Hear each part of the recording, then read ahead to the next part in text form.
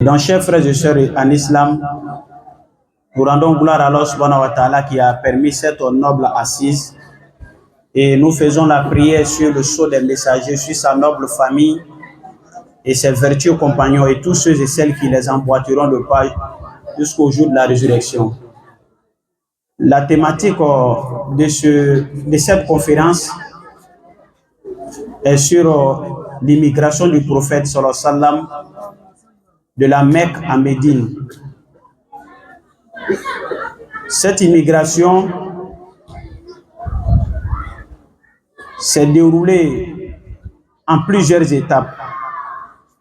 D'abord, le prophète a été persécuté ainsi que ses compagnons à la Mecque à telle enseigne qu'il fallait forcément quitter la Mecque pour se réfugier dans un autre endroit, dans une autre ville. Et donc la ville qui a accepté d'accueillir le prophète et ses compagnons, ce fut Médine, la ville de Médine.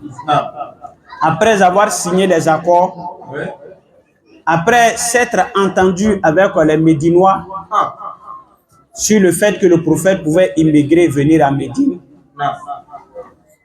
le prophète a fait part a transmis l'information à ses compagnons comme quoi ils avaient la permission d'aller à Médine. Médine était comme leur terre d'accueil. Et donc, en espace de 2 mois, la Mecque a commencé à se vider des musulmans. Que ce soit les esclaves, que ce soit les personnes démunies, tout le monde a commencé à converger, aller vers Médine.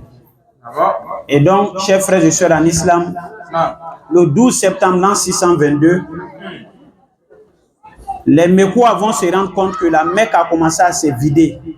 Les musulmans ont commencé à partir.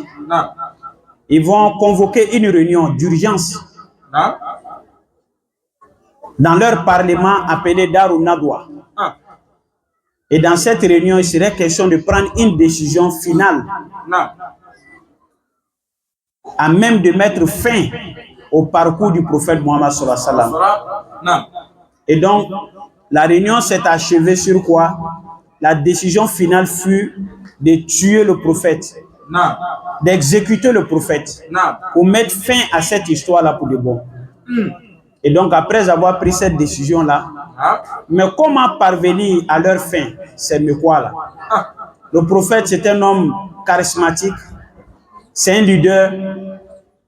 Un individu ne peut pas se permettre de l'assassiner. Une famille non plus ne peut pas se permettre de tels actes. Donc il faut que ça soit fait de manière collective pour que la responsabilité puisse être partagée de telle sorte que la famille du prophète ne puisse pas s'en prendre à une seule famille.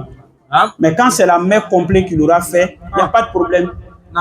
Et donc ils se sont entendus qu'il fallait que chaque famille donne un jeune. Chaque famille donne un jeune. Toutes les familles de la Mecque, les tribus de la Mecque, chacun devait donner un jeune qui vont entourer la maison du prophète sallallahu alayhi wa sallam. Et lorsqu'il se sera réveillé pour faire la prière nocturne, ils vont ensemble mettre fin à sa vie. Et le prophète sallallahu alayhi wa sallam, Jibril a fait part de ces informations-là au prophète ce jeudi-là. Et le prophète sallallahu alayhi wa sallam, ils ont cherché ce jour-là à la Mecque. Il fallait trouver quelqu'un qui maîtrisait la carte de l'Arabie. La route entre la Mecque et Médine, c'est une route qui est saturée. Les hommes affluaient sur cette route-là jour et nuit. Donc, ce n'était pas la route appropriée pour de tels voyages. Il fallait trouver des voies annexes pour contourner, pour entrer en Médine sans que personne les aperçoive. Et donc, le prophète alayhi salatu wa salam et Abu Bakr ont porté leur choix sur un jeune mécréant de la Mecque du nom de Abdullah ibn Urayqa qui devait les faire quitter la Mecque pour Médine sur une voie qui est inempruntée, sur laquelle personne ne passe. Ça, c'était un détour complet. Et donc, ils ont donné 2 chevals aux jeunes et ils lui ont donné rendez-vous. Aujourd'hui, c'est jeudi. Mais dimanche nuit, à 1h du matin, il faut nous trouver dans telle grotte. Tu vas nous prendre pour aller à Médine. Et donc, le prophète Mohammed sallallahu alayhi wa sallam et Abou Bakr Siddiq sont allés se réfugier dans une grotte. Ce jeudi 22 septembre l'an 12 septembre l'an 622. Et donc, ce même jeudi nuit, les Mekwa, à partir de 22h, ils ont encerclé la maison du prophète sallallahu alayhi wa sallam. Aux environs de 1h, entre 1h et 3h du matin, ils vont mettre fin à sa vie. Et pendant qu'ils étaient là, assis, en train de discuter, causer, ils étaient tous enthousiastes, ils étaient tous contents parce qu'aujourd'hui, on va mettre fin à la vie du prophète. Et donc, voilà que il y a un Mekwa, sa maison faisait face à la maison du prophète. Il est sorti pour un besoin quelconque. Mais il voit que la maison du prophète est encerclée. Les jeunes sont en train de causer. Ils ont allumé un grand feu au centre. Mais il ne sait pas pourquoi ils sont là. Mais quand il s'apprêtait à sortir, il a constaté que ces gens-là dormaient et que le prophète sallallahu alayhi wa sallam est sorti avec Abou Bakr. Arrivé à leur niveau, il a pris un tas de sable qu'il a posé sur la tête de chacun d'entre eux pendant qu'ils dormaient. Et le prophète s'est en allé. Le jeune, comment on appelle, le voisin en question, il allait faire ses besoins. À son retour, il est venu trouver, ils sont éveillés, ils sont en train de causer.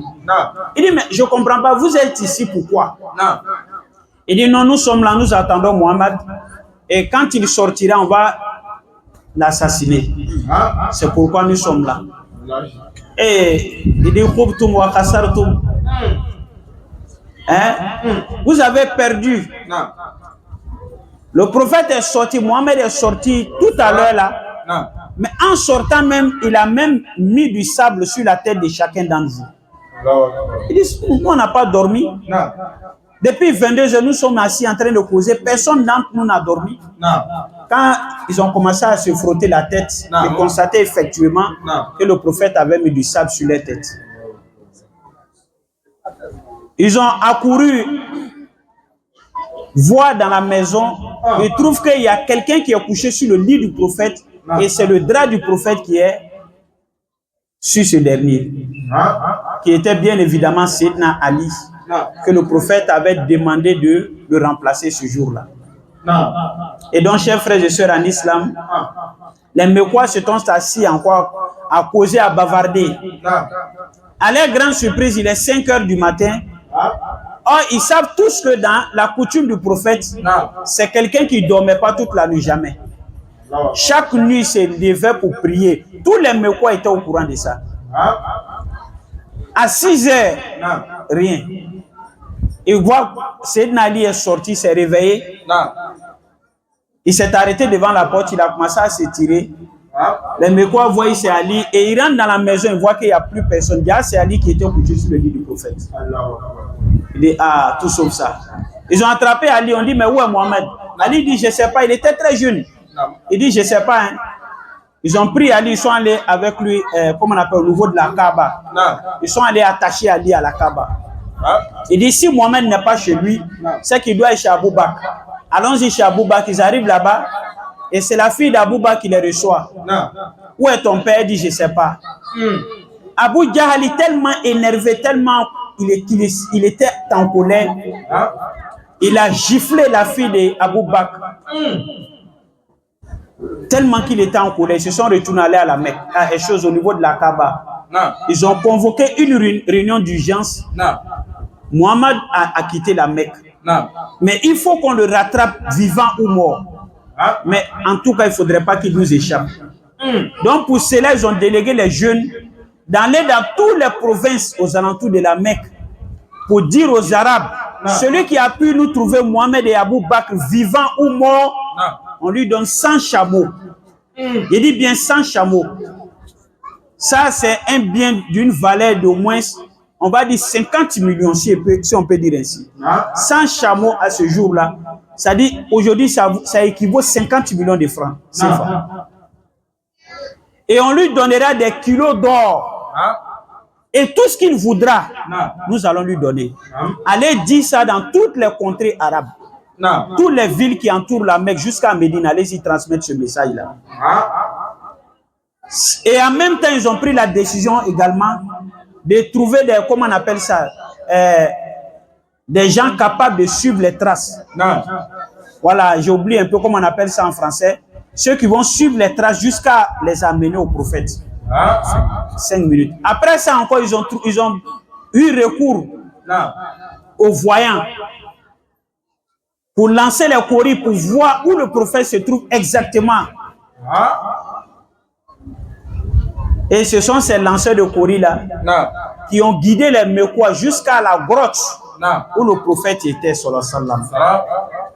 Ils sont allés jusqu'à s'arrêter sur la grotte. Devant la grotte. Abou Bakr dit au prophète, sallallahu alayhi wa sallam, le prophète, ne vois-tu pas que si ces Mecquois là, ne serait-ce que l'un d'entre eux levait la tête, il nous verra. Le prophète dit, Allah subhanahu wa ta'ala est avec nous. Nous sommes deux, Allah est notre troisième, ne craint rien. Et donc, c'est cette baït-là que Bourda va prendre, on va conclure avec. Wama hawal garu min khairin wa min keramin. Fashiduku fil gari wa shiduku lam yarima. Wa kullu torfin min al-kuffari anhu amiya. Fashiduku fil gari wa shiduku lam yarima. Wa hum yakuluna ma bil gari min arimin. Wikayatullah agnatan mudo afati min ad-duru'i wa an alin min al-utum. Wassalamu alaikum wa rahmatullahi ta'ala wa barakatuh.